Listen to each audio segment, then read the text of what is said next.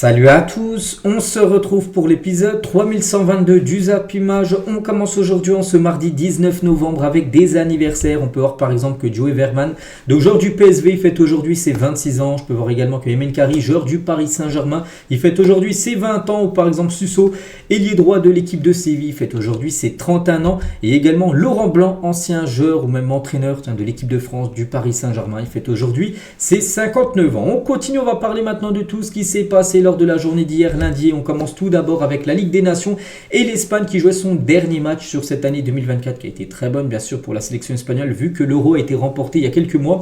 Et pour cette dernière, avec une équipe très remaniée, l'Espagne s'est imposée de nouveau. Donc 3-2 contre l'équipe suisse. Donc Pino, Gil et Zaragoza ont été les 3 buteurs côté espagnol. Donc félicitations à eux. Plus de 21 tirs, 10 tirs cadrés et 3 buts marqués pour cette sélection espagnole. Et on peut voir quand même que le groupe, le 11 de départ, ça a été vraiment une équipe très remaniée. C'était quasiment tous les remplaçants qui ont commencé titulaires, à part quelques cadres comme Fabien Ruiz, comme Pedri ou comme Nico Williams. Sinon Mingueza, Paredes, on pourrait dire qui d'autre, Jérémy. C'est tous plutôt des remplaçants qui ont commencé titulaires, mais même avec les remplaçants, l'Espagne s'est imposée. À noter que la première de Casado, Marc Casado, le jeune joueur du FC Barcelone, il était capitaine de l'équipe B il y a encore quelques mois. Donc maintenant, il est en équipe première du Barça, titulaire indiscutable. Et il a fait sa première titularisation hier lors de cette rencontre. La nouvelle célébration des Espagnols quand ils marquent sur les 2 derniers matchs, l'Espagne. Il faut cette célébration en train de manger, en train de cuisiner leur adversaire. À noter, on a eu très peur pour Pedri hier, le joueur du FC Barcelone. Pourquoi ? Parce que déjà, c'est un joueur qui a eu beaucoup de pépins physiques ces dernières années.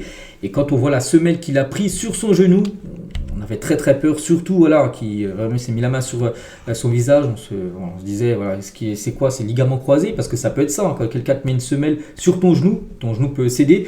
Et heureusement il a pu reprendre le match quelques minutes après, donc on a eu très peur pour le joueur du Barça. Donc voilà ce qu'il y a à dire sur cette dernière de l'Espagne. Il y avait également la Croatie contre le Portugal, un Portugal sans Cristiano Ronaldo, donc un partout. Donc le Portugal du coup finit en première position de son groupe et la Croatie finit en deuxième position. Il leur fallait un nul pour valider leur ticket pour les quarts de finale des Nations, chose faite. Donc Gvardiol et Félix ont été les 2 buteurs de la rencontre. Donc voici les stats du match. Il y avait également la Pologne contre l'Écosse, et très bonne opération pour l'Écosse qui s'est imposée 2-1 grâce à McGinn, un but en tout début de match et un but en toute fin de match de Robertson, joueur de Liverpool. Donc du coup l'Écosse s'impose, et surtout la Pologne avec cette défaite est reléguée en Ligue B. Alors la prochaine édition, ils joueront en 2e division en gros de cette Nation League. Et il y avait également un match entre la Serbie et le Danemark, 0-0 entre ces 2 formations. Il y avait donc là tous les matchs que j'ai parlé avant, c'était que de la Liga, donc les plus grosses équipes. Il y avait également un match de la Ligue D, donc les tout petites nations. Il y avait le Liechtenstein contre Saint-Marin, donc on a 2 équipes qui perdent quasiment tous leurs matchs. Et bon, vu qu'elles s'affrontaient, donc il y a eu un vainqueur, et c'est Saint-Marin qui s'est imposé 3-1 du côté de Liechtenstein. Pourtant l'équipe à domicile menait 1-0 et Saint-Marin en deuxième période a passé la deuxième et su gagner le match. Donc félicitations bien sûr à cette équipe de Saint-Marin qui est la plus petite nation au classement FIFA. Ça va peut-être bouger lors de la prochaine mise à jour. Ils seront peut-être plus derniers, peut-être avant-dernier ou peut-être avant-avant-dernier, vu que ils ont gagné contre Liechtenstein. Et ça que Saint-Marin qui marque 3 buts dans un match, c'est du jamais vu, c'est historique pour eux. Saint-Marin marque 3 buts dans un match pour la première fois de leur histoire. C'est leur 3e victoire, toute contre le Liechtenstein. Donc c'est une équipe qu'ils arrivent souvent à battre. C'est leur proie favorite, le Liechtenstein, par rapport bien sûr à Saint-Marin. Donc jamais plus de 200 matchs disputés quand même. Ils ont marqué 3 buts dans une rencontre. Chose faite maintenant pour cette équipe. Et c'est que le Liechtenstein, les ont battus comme 3 fois cette année 2024. Sur cette année plutôt 2024 2 fois. Donc là 1-0 lors du match aller le 5 septembre. Là une victoire 3-1 donc hier. Ils ont gagné sinon en 2004. C'était leur seule victoire. Donc 3 victoires dans leur histoire et 3 fois contre Liechtenstein en 20 ans.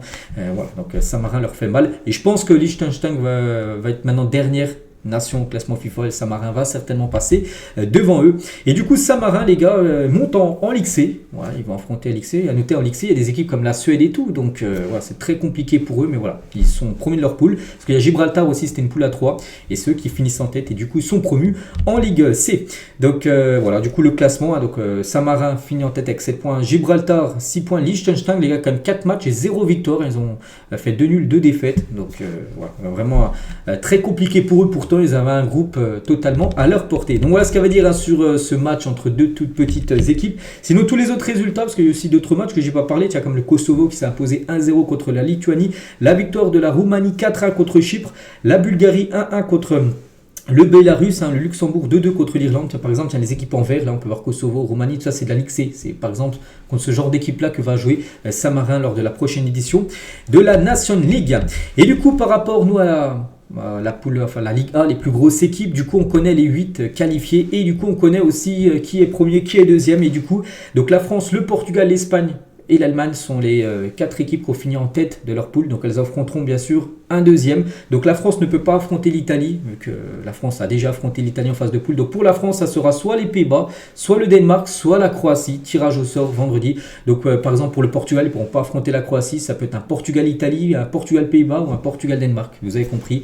Donc à noter que ça sera les quarts de finale. Donc le quart de finale, par exemple, si la France joue, je sais rien, contre les Pays-Bas, le match aller sera aux Pays-Bas, le match retour sera en France. Ça se jouera en mars prochain. Voilà, tirage au sort vendredi. Donc voilà, concernant cette Ligue des Nations. Au programme aujourd'hui, donc Bosnie, Pays-Bas et Hongrie-Allemagne. Donc voilà, pourquoi l'Allemagne déjà en tête? Parce que même s'ils perdent aujourd'hui et les Pays-Bas gagnent, l'Allemagne est sûre de terminer en tête. Donc voilà, en gros, il n'y a aucun enjeu là, peut-être à part par rapport à la relégation. Je ne sais pas quelle équipe est devant l'autre par rapport à la Hongrie et la Bosnie. Sinon, il y a Albanie, Ukraine, Monténégro, Turquie, Pays de Galles, Islande et République tchèque, Géorgie.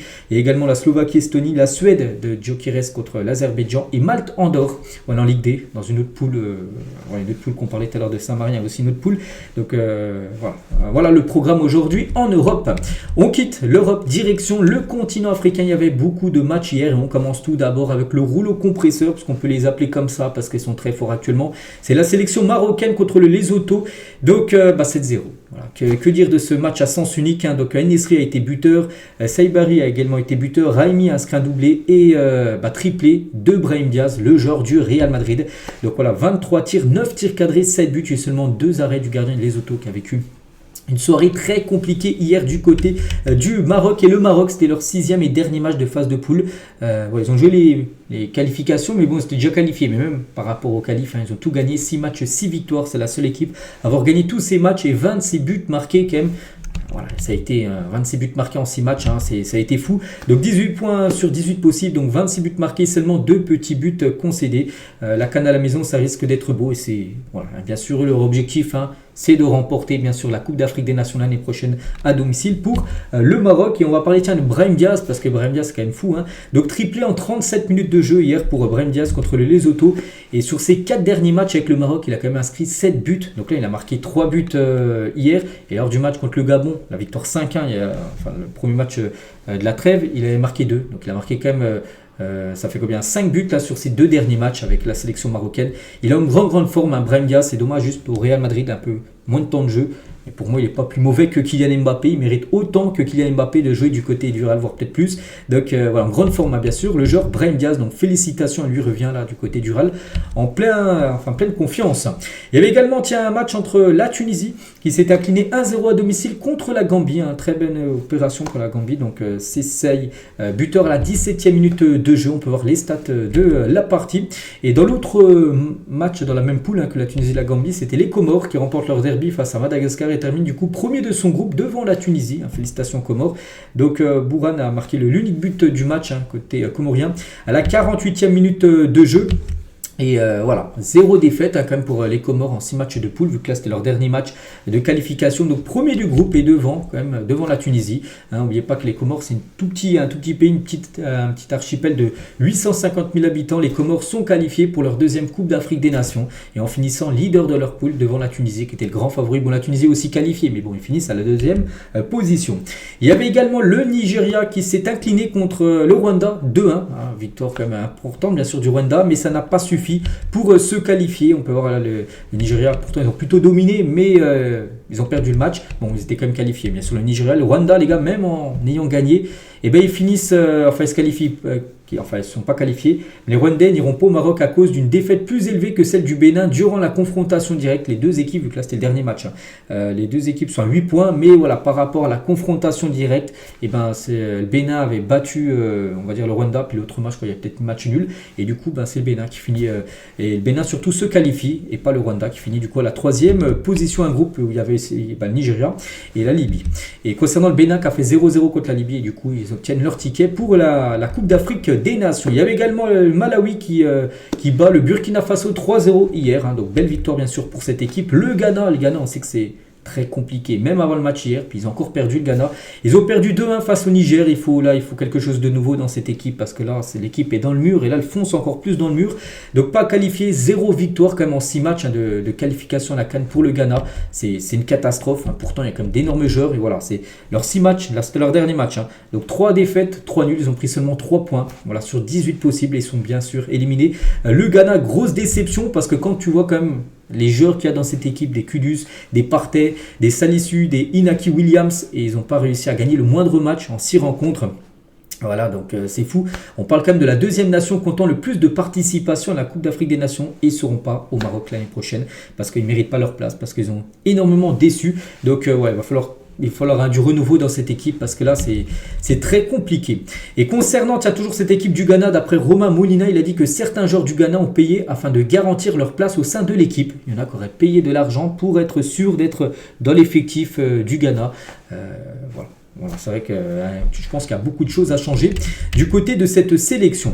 À noter d'autres équipes, on a pris des qualifications comme le Soudan, voilà, qui a obtenu son ticket hier. Donc félicitations à eux. Sinon, tous les autres résultats, voilà, peut-être des matchs, je n'ai pas parlé. Il y a le Gabon qui s'est imposé 1-0 du côté de Centrafrique. Il y a le Soudan qui a fait 0-0 contre Angola. Grâce à leur match nul, ils obtiennent leur ticket. Et du coup, il ne reste plus que 3. On peut voir voilà, toutes les équipes déjà qualifiées, le Maroc, l'Algérie, l'Égypte, tout ça. Il ne reste plus que 3 Cariblancs, 3 encore place à prendre. Et aujourd'hui, c'est les derniers matchs sur le continent africain. Donc voici tout le programme. Je ne vais pas tout citer tous les matchs. Par exemple, Cameroun-Zimbabwe à 14h, Mauritanie-Cap-Vert à 16h, le Mali contre l'Estonie à 17h ou le Sénégal contre le Burundi à 20h. Donc voilà, ce soir, 3 derniers qualifiés. Après, on aura toutes les équipes qualifiées, bien sûr, pour cette Coupe d'Afrique des Nations au Maroc qui se jouera. De base, n'oubliez pas, elle devait déjà se jouer l'été. Elle devait se jouer l'été 2025. Puis du coup, je crois que ça a été remis plutôt en fin d'année 2025. Je crois que ça sera en décembre. Il faudrait que j'aille regarder ça, vérifier ça.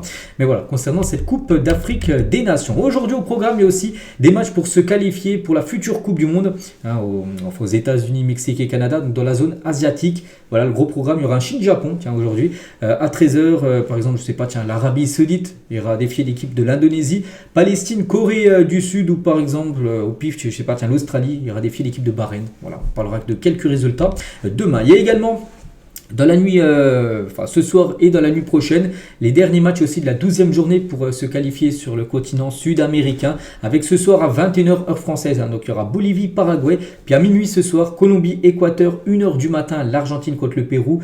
1h pareil, Chili, Venezuela. Et 1h45 du matin, la nuit prochaine, là, le Brésil contre l'Uruguay. Voilà, par rapport à toute cette journée sur le continent sud-américain, on parlera bien sûr de tous les résultats demain. Et par rapport au Brésil, on va parler de Marquinhos qui est le capitaine. Il est en conférence de presse et il révèle ses objectifs de remporter déjà une Coupe du Monde. Avec bien sûr le Brésil, et graver encore plus son nom dans l'histoire du PSG. Donc il n'a pas dit remporter la LDC, peut-être c'est un objectif, mais il a dit voilà, être encore plus une légende du côté de Paris Saint-Germain. N'oubliez pas que c'est le joueur le plus capé de l'histoire du Paris Saint-Germain. Et à noter un match entre l'Argentine et le Pérou. N'oubliez pas que l'Argentine a perdu le dernier match, ils avaient perdu 2-1 contre le Paraguay, donc là c'est devant leur public, ils vont vouloir se racheter. Et à noter que si l'Argentine ne bat pas le Pérou, donc dans la nuit prochaine, l'équipe de France récupérera la première place du classement FIFA pour la première fois depuis 2018, vu que la France l'a gagné contre l'Italie, même en faisant nul contre Israël, parce que c'est vrai qu'ils auraient pu gagner les 2 matchs, ils auraient conforté, ils auraient eu leur première place. Donc si l'Argentine ne gagne pas la nuit prochaine, l'équipe de France sera certainement la première position du classement FIFA. Bon après, voilà, l'Argentine, il ne faut pas qu'ils gagnent. Il y a des chances comme qu'ils gagnent. Contre le Pérou, ça sera à domicile et surtout, ça sera leur dernier match de cette année 2024. Et tiens, pour continuer avec l'équipe de France, et on revient 11 ans jour pour jour en arrière, c'est un 19 novembre. Et l'équipe de France, c'est en 2013, battait l'Ukraine 3-0 au Stade de France après une défaite 2-0 match aller. C'est que l'équipe de France était passée par les barrages pour se qualifier pour la Coupe du Monde. 2014, et premier match en Ukraine, tu perds 2-0. Voilà. Tu te dis, c'est pas bon, il va falloir de toute façon gagner absolument le match retour. Et la France a gagné 3-0 au Stade de France et du coup se qualifier pour cette Coupe du Monde 2014 où la France avait fait plutôt un bon mondial. Ils avaient perdu en quart de finale contre l'équipe qui a gagné la Coupe du Monde, la sélection allemande. Et je crois qu'il y avait eu un but de Sakho, je crois qu'il a même marqué un doublé lors de ce match-là. C'était un match fou, bien sûr, pour l'ancien défenseur du PSG. On revient là aussi sur le match de l'équipe de France contre l'Italie, qui s'est joué dimanche soir. Et par rapport aux audiences, que je vous montre de temps en temps s'il a été suivi ou non le match, donc 5,1 millions de téléspectateurs pour Italie-France sur TF1. Donc voilà, une audience dans la lignée de celle des autres matchs des Bleus cet automne. Par exemple, il y a eu 4,9 millions pour le match France-Israël. Donc voilà, là il y en a eu 5. Donc voilà. C'est une belle audience, mais bon, par exemple, ça a fait moins que le rugby. Il y a eu du rugby là ce week-end entre l'équipe de France et l'équipe de Nouvelle-Zélande. Bon, ça reste une affiche où il y a eu 2 millions de plus de téléspectateurs et c'était également sur TF1.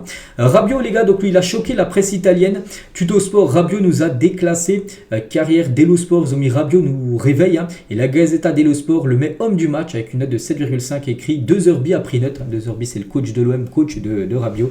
C'est que Rabiot, ils le connaissent. Et enfin, la presse italienne connaît Rabiot vu qu'il a longtemps joué à la Juventus Turin, puis voilà, ils disent en gros qu'il a fait beaucoup de mal à l'Italie avec son doublé de la tête, et c'est que Rabiot qui signe un doublé de la tête en compétition officielle, la dernière fois c'était Zinedine Zidane en finale de Coupe du Monde 1998, la dernière fois qu'un joueur de l'équipe de France avait marqué un doublé de la tête en match officiel. Donc voilà, ça faisait plus de 20 ans. Et Rabiot tient en story Instagram, voilà, regardez, c'est story, il a mis juste un personnage en train de rigoler, peut-être par rapport qu'il a reçu beaucoup de critiques, puis il a mis ça parce que en gros voilà, par rapport à son énorme match qu'il a sûr qu'il a pu faire avant-hier. Le journal italien Repubblica, donc sur Randal Colomoni, donc ils ont dit le PSG doit avoir vu quelque chose en lui pour le payer 100 millions d'euros. Oui, ok, mais quoi? Donc parce que Randal Colomoni a joué, bon, il n'a pas fait un super match. Et en gros, ils se demandent comment le PSG a pu débourser autant d'argent, 100 millions d'euros, pour s'offrir Randal Colomoni, qui n'a pas fait un super match avec l'équipe de France, mais c'est vrai que ça a été plutôt une satisfaction sur cette année 2024. On sait que du côté du PSG, c'est très compliqué pour l'attaquant français. Il n'y a aucun problème entre Kylian et moi, Mike Maignan sur Instagram. Voilà, donc, parce qu'il y avait des rumeurs, ça allait pas trop bien entre Mike Maignan et Kylian Mbappé, pas du tout. Toujours rétablir la fierté et la vérité, il n'y a aucun problème entre Kylian et moi. N'utilisez pas des noms à tort pour du buzz ou pour autre chose. Voilà, il a remis les choses au clair. Le gardien français. Donc là, c'est pas bien sûr Mike Maignan, là c'est Konaté, mais c'est par rapport à une vidéo, mais c'est lui qui a mis ça, Mike Maignan, bien évidemment. Et tiens, en parlant de Kylian Mbappé, Deschamps va échanger avec Kylian Mbappé à propos du capitanat en équipe de France. Si la star madrilène souhaite rester capitaine à son retour, peut-être en mars prochain, on espère son retour, Kylian Mbappé, il restera capitaine, il n'y aura pas de souci. Au cas où il veut débarrasser de cette tâche, parce que c'est peut-être un gros poids pour lui d'être capitaine de l'équipe de France, pour Mbappé. Peut-être ça lui met trop de pression, on n'en sait rien. Peut-être les gars, il n'aime pas être capitaine. Quand on voit qu'il vient plus en sélection, on se dit oui, peut-être c'est trop de responsabilité pour lui. Et Deschamps acceptera sa décision et choisira un nouveau capitaine. Voilà, peut-être Mbappé dira je veux bien revenir, mais plus à le brassard. Ça peut être une option. Donc le staff des Bleus a d'ailleurs apprécié le leadership de Ibrahima Konaté qui pourrait être le capitaine de l'équipe de France si bien sûr Mbappé venait à ne plus vouloir ce brassard de capitaine. Ça peut être une option, on verra.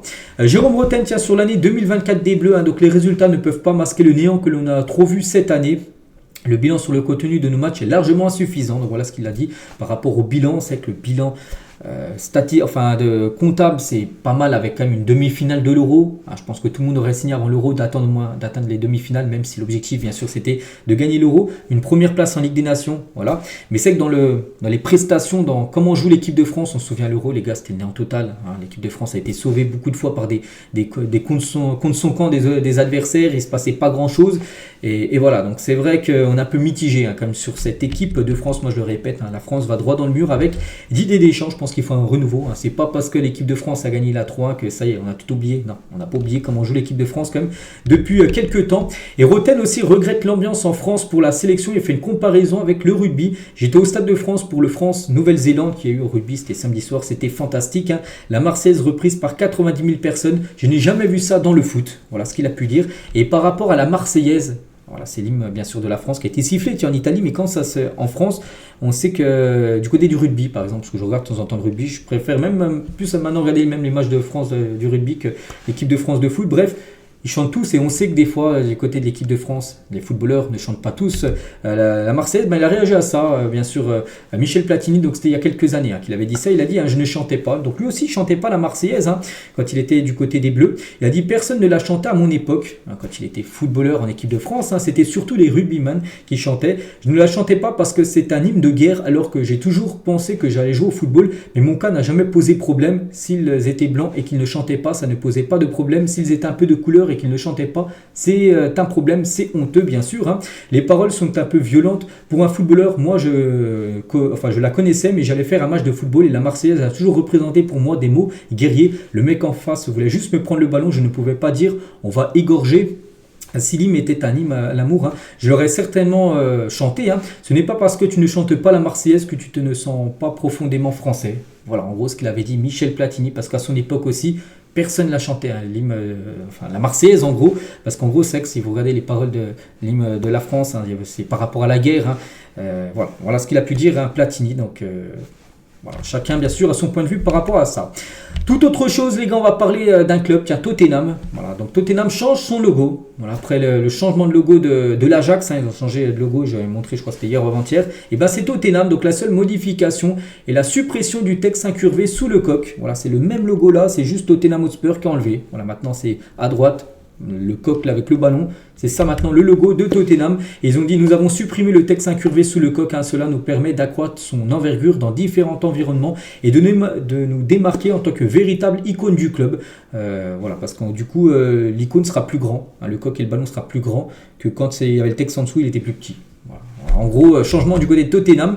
Et tiens, en parlant toujours de cette équipe, on apprend que Bentancur, milieu de l'Uruguay, c'est officiel, écope de 7 matchs de suspension et 120 000 € d'amende pour ses propos. Qu'est-ce qu'il a fait? Donc l'Uruguayen pourra quand même jouer en Europa League, mais il ne pourra pas jouer du côté de la Première Ligue. Donc c'était le 13 novembre dernier, il y a quelques jours. Donc plusieurs sources évoquent une suspension de 7 matchs pour Rodrigo Bentancur. Ça a bien été ça, c'est bien officiel. Donc début septembre dernier, l'Uruguayen a eu des propos jugés racistes envers son coéquipier à Tottenham, Hugh Minson, lorsqu'un journaliste lui a demandé « Peux-tu me trouver le maillot d'un Coréen ?» Donc Bentancur répond Sonny, donc son collègue du côté de Tottenham. Le journaliste a dit ou n'importe quel autre champion, n'importe quel autre joueur coréen, peu importe. Et Bentancur a ensuite tenté une blague ou n'importe quel cousin de Sonny, ils se ressemblent tous plus ou moins. Donc voilà, ça s'est pas passé. Et du coup, il est passé commission de discipline, du coup 7 matchs de suspension et 120 000 € d'amende pour Rodrigo Bentancur. Il a voulu faire une blague qui n'est pas du tout passée. Tiens, on va parler d'un ancien joueur de Tottenham, c'est Harry Kane, maintenant joueur aussi du côté du Bayern. Mais il a une statue, la statue d'Harry Kane dévoilée à Londres. La ressemblance, après je ne sais pas s'il ressemble, je ne trouve pas qu'il ressemble beaucoup, mais bon, voilà, c'est une statue, il est très fier à côté de sa statue Harry Kane. Et Harry Kane se sent toujours en excellente forme et pense déjà à la Coupe du Monde 2030. Donc la Coupe du Monde 2026 ne sera pas ma dernière. Il y en a une dans 2 ans, mais il y en a encore une après, 4 ans après. Et voilà, il y a toujours cette perspective que lorsque tu arrives à tes 30 ans, la fin approche, mais je performe au plus haut niveau actuellement, je me sens très bien. Donc voilà, il pense même à la Coupe du Monde 2030 dans 6 ans, le joueur Harry Kane. On reste toujours en Angleterre, on va parler de Manchester United et la première séance d'entraînement donnée par Ruben Amorim à Manchester United. On sait que c'est le nouveau coach. Donc voilà, quelques photos de R.A. Ruben Amorim, le nouveau coach bien sûr, des Red Devils qui dirigera son premier match avec Manchester. Ça sera ce week-end, il y a un Manchester United Ipswich au programme. Donc voilà, quelques photos.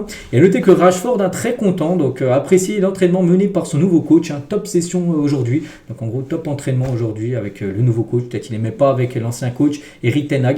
Maintenant il apprécie avec le sourire, puis il a même republié ça sur son compte Instagram. C'est peut-être une bonne nouvelle pour Marcus Rashford qui jouait peu avec Erik ten Hag, peut-être avec le nouveau coach, il aura peut-être un peu plus de temps de jeu. Et notez qu'Amorim a appelé le jeune Goldwill Kukonki, donc défenseur, bon je pense que personne ne le connaît, je le connais pas, bon il a seulement 16 ans, un an à surveiller les gars, si Ruben Amorim le fait, enfin il l'a amené pour la première fois en entraînement avec l'équipe première à 16 ans, donc ce Kukonki, on se souviendra bien sûr de son nom. On va parler de ce joueur de Monaco, Georges Ilnekena, agressé, dépouillé dans l'Essonne. Donc selon le Parisien, le jeune attaquant de Monaco a été victime d'une agression et a été dépouillé par des individus armés dans la nuit de samedi à dimanche dans l'Essonne. Donc les agresseurs l'ont menacé pour qu'il leur donne sa paire de chaussures de luxe, son iPhone et les clés de sa Volkswagen Golf. L'attaquant de Monaco n'a pas eu d'autre choix que de céder bien sûr sous les menaces. Je crois qu'ils avaient un couteau, les personnes en face. Donc le joueur a porté plainte au commissariat de Corbeil. Voilà ce qui s'est passé. On lui envoie beaucoup de force aux joueurs de l'AS Monaco. De retour d'Algérie, Aïssa Mendy a offert un pot de pâte El Morgen à Rémi Cabella. Cette pâte voilà, que j'ai beaucoup entendu. Bon, je l'ai jamais goûté, mais je crois que c'est bon. Enfin, d'après ce que j'ai pu voir sur les réseaux sociaux. Et Aïssa Mendy, donc joueur algérien, donc il a ramené cette pâte à tartiner à Rémi Cabella. Ouais, il est très content, Cabella. Il va pouvoir goûter ça. N'oubliez pas qu'Aïssa Mendy, les gars, tiens, l'homme aux 103 sélections, c'est le joueur, n'oubliez pas, on a parlé hier, le plus capé maintenant de l'histoire de la sélection algérienne. On va parler, tiens, d'une info officielle et ça concerne le trophée des champions. J'en ai parlé hier ou avant-hier, j'ai dit que c'était quasiment sûr, ça y est, c'est sûr maintenant officiel, le trophée des champions entre le PSG et Monaco se déroulera bien à Doha le 5 janvier 2025. Donc le match entre l'AS Monaco et le PSG comptant pour la 16e journée de Ligue 1, prévu le même jour, il y avait un match entre PSG et Monaco le 5 janvier, mais en Ligue 1. Et du coup, là c'est le match trophée des champions, du coup ce match de Ligue 1 sera lui avancé au 18 décembre prochain. Voilà, tiens, un peu moins d'un mois. Donc voilà, il y aura 2 PSG et Monaco en l'espace de 3 semaines, on peut dire. Un en Ligue 1 et l'autre du côté trophée des champions. À noter que le PSG et Monaco sont actuellement les 2 premiers de la Ligue 1. Donc c'est bien sûr une énorme affiche. Donc voilà, il y a à noter que la LFP va récupérer 3 millions d'euros avec cette rencontre qui se jouera du côté du Qatar. Et c'est vrai que depuis pas mal d'années, même depuis une quinzaine d'années, c'est vrai que le trophée des champions se joue souvent à l'extérieur, enfin pas en France. Donc là ça a été à Doha. Bon, l'année dernière il était à Paris parce qu'il devait de base se dérouler en Thaïlande, ça a été annulé, du coup il s'est joué à Paris, c'était au Parc des Princes. Ça avait été joué à Tel Aviv en 2021-2022, ça avait été joué à Lens en 2020 parce qu'il y avait le Covid. Sinon tout avant les gars, ça a été joué en Chine, ça a été joué au Maroc, ça a été joué en Autriche, ça a été joué au Canada, ça a été joué aux États-Unis, Harrison, je pense aux États-Unis, Libreville, au Gabon. Voilà, ça a été joué un peu partout. Donc là, ça sera Doha, ce trophée des champions qui se jouera début d'année prochaine. Ce sera le premier match pour les 2 équipes, le premier match de la nouvelle année. Cancelo affirme que l'intensité en Arabie Saoudite n'est pas inférieure à celle en Europe. Il a dit le fait de dire qu'en Arabie Saoudite, il y a moins d'intensité, c'est un mythe. Je pense toujours que les meilleurs joueurs sont en Europe, mais le championnat saoudien évolue année après année. Il y a de plus en plus de bons joueurs et l'intensité augmente aussi. Je ne sens aucune différence lorsque j'arrive en sélection. Je me sens parfaitement bien physiquement. Voilà ce qu'il a pu dire. En gros, que voilà, lui qui a déjà joué dans des grands championnats comme le championnat anglais, la première ligue, et il dit que voilà, c'est peut-être pas le même niveau que la PL, peut-être pas non plus abusé, mais il dit qu'il y a une grosse intensité également du côté du championnat saoudien. La LFP annonce renforcer son partenariat avec TikTok, donc du contenu exclusif sera diffusé par les clubs et diffuseurs dessus. Donc des formats inédits, comme une série consacrée aux joueurs prometteurs du championnat, il sera consacré. Il y a un programme d'ambassadeurs avec les créateurs de contenu. Voilà, on peut voir quelques créateurs TikTok, en gros, vont promouvoir et mettre en avant le championnat de Ligue 1 sur la plateforme TikTok. Incroyable les gars, on va parler de Renfe. Donc Renfe, c'est l'équivalent de la SNCF. La SNCF, c'est le train, le TGV en France. Renfe, c'est la même chose, mais en Espagne. Et en gros, qu'est-ce qu'ils vont faire? Ils vont diffuser tous les matchs de la Liga et de la Ligue des Champions en direct dans ces trains. C'est fou, voilà, c'est quand même un truc de malade. Voilà, tu pourras suivre tranquillement, je sais pas, un Real Madrid, tiens, Liverpool, si tu es dans le train le mercredi prochain, pas demain, l'autre prochain, il y a Liverpool Real. Et voilà, si tu es dans le train à cette heure-là, tu pourras suivre en direct, bien sûr, cette rencontre de LDC et surtout gratuitement.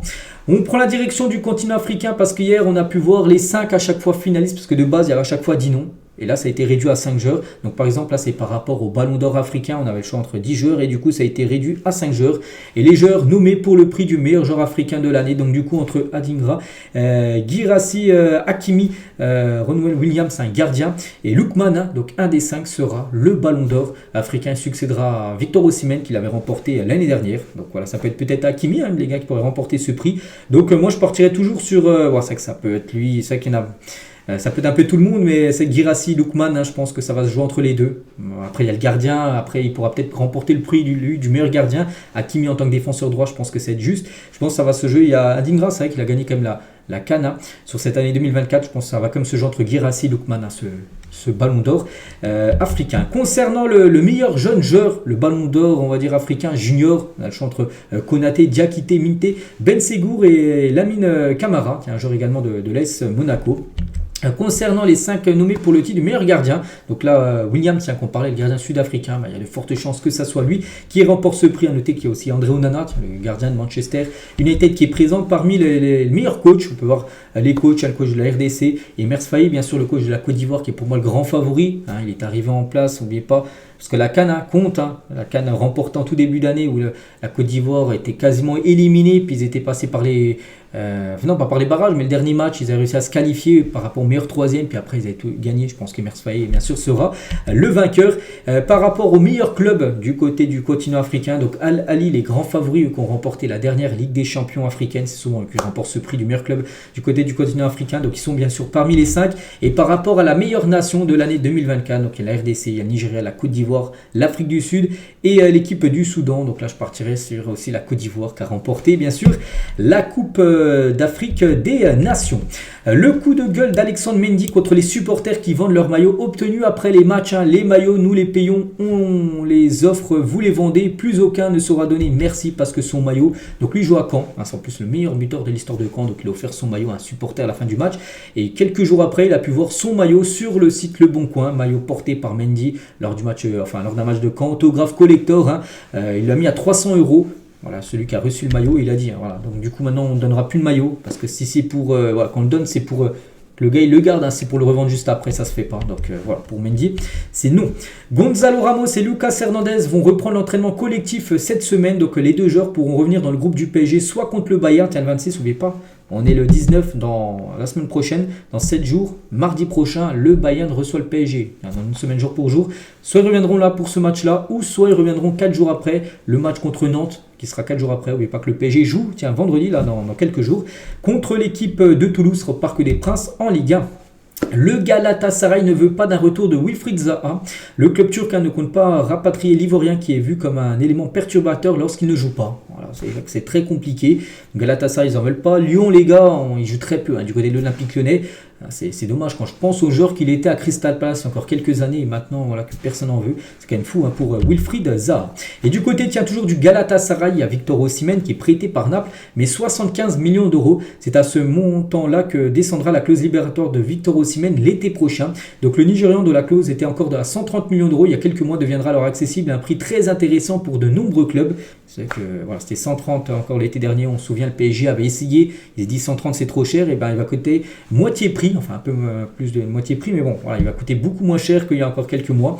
Voilà, donc actuellement on sait il est du côté du Galatasaray, mais il pourrait peut-être revenir dans un gros championnat l'été prochain. Et Manchester veut proposer Zirkzee plus 30 millions d'euros au Napoli en échange de Victor Osimhen. Le club napolitain est ouvert aux négociations pour le joueur prêté actuellement du côté de la Turquie, du côté du Galatasaray. Jonathan David, en fin de contrat, n'oubliez pas, en fin de saison avec l'équipe de Lille.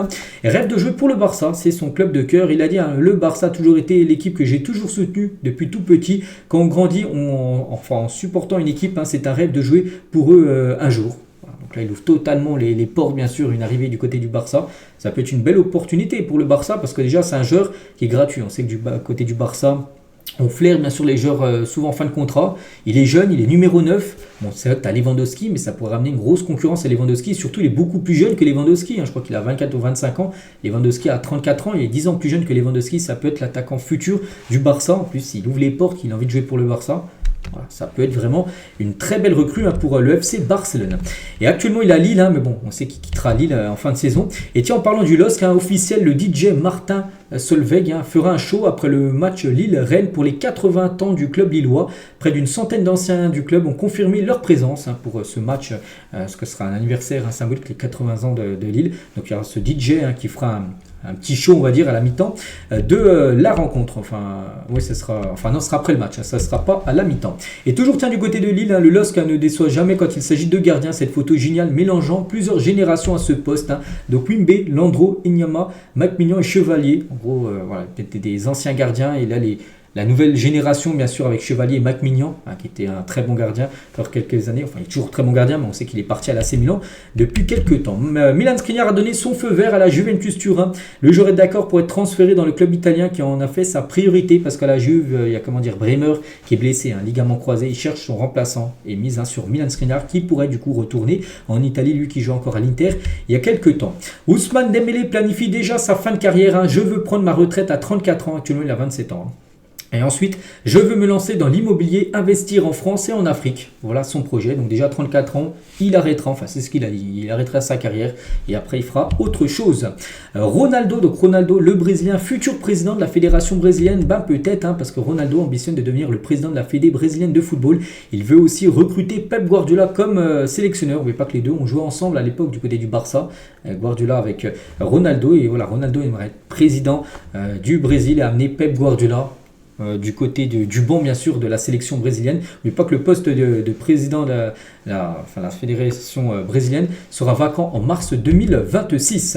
On va parler d'Erling Haaland et Manchester City ont eu des discussions positives pour une prolongation de contrat. Actuellement son contrat est jusqu'au 30 juin 2027, voilà pour Haaland du côté de City, et ce nouveau contrat, parce qu'il pourrait prolonger de 2 nouvelles années, ce qui amènerait son contrat jusqu'à 2029, et surtout il aurait eu aussi une belle augmentation de salaire, il serait certainement le joueur le mieux payé du côté de City, certainement le joueur le mieux payé du côté de la Première Ligue. Et on finit aujourd'hui les gars, c'est officiel après Saint-Pauli, le Werder de Brême annonce aussi quitter le réseau social X, donc Twitter, pour ses dérives depuis le rachat d'Elon Musk. Ils ont mis un long communiqué, je ne vais pas tout lire, mais voilà, juste le premier texte là. Donc depuis qu'Elon Musk a pris le contrôle de la plateforme Twitter, il a racheté un Twitter, c'était il y a 2 ans. Les discours de haine, les messages d'extrême droite et les théories du complot ont pu se propager à un rythme incroyable, tout cela sous le couvert de la liberté d'expression. Donc voilà, en gros il a dit que le Werder n'apprécie pas tout ça et du coup ils quittent ils clôturent leur compte. Ça a été la même chose pour Saint-Pauli qui avait annoncé ça aussi il y a quelques jours. Donc voilà ce qu'il y avait à dire sur ces 2 clubs allemands et on finit avec ça aujourd'hui. Donc voilà les gars, tout ce qu'il y avait à dire. J'espère que ça vous a plu. On se retrouve demain mercredi. Demain on parlera des derniers matchs de la trêve internationale parce que dès demain les gars, c'est fini avec les derniers matchs. Ils jouent la nuit prochaine sur le continent sud-américain. Puis après, pendant 4 mois, il n'y a plus de trêve internationale. Ça sera que focus sur les clubs et les championnats, la Ligue des Champions et tout ça. Allez, moi je vous laisse, je vous souhaite une très bonne journée et à demain.